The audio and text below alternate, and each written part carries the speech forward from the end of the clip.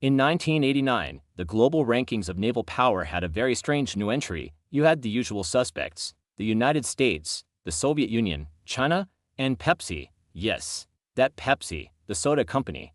For a few glorious days, PepsiCo owned the sixth largest submarine fleet in the world. How on earth did this happen?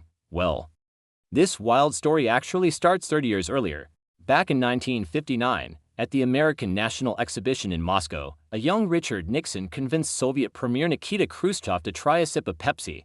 Khrushchev loved it.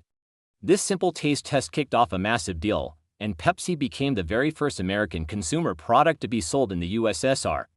For decades, the partnership was a huge success.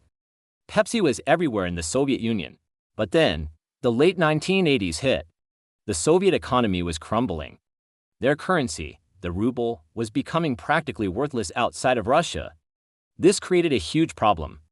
Pepsi wanted to keep selling billions of dollars worth of soda, but the Soviets had no way to pay for it with actual money. The deal was on the verge of collapsing. So, the Soviets came to Pepsi with a very unusual proposal. They said, essentially, look, we don't have any cash, but we have a lot of other things, specifically military hardware. This was the ultimate barter. The Soviets offered Pepsi a fleet of warships in exchange for soda concentrate, and Pepsi, in a move that sounds like it's straight out of a movie, accepted the deal. For $3 billion worth of Pepsi, the Soviet Union handed over a truly staggering collection of military vessels. We're talking about 17 submarines, a cruiser, a frigate, and a destroyer, overnight.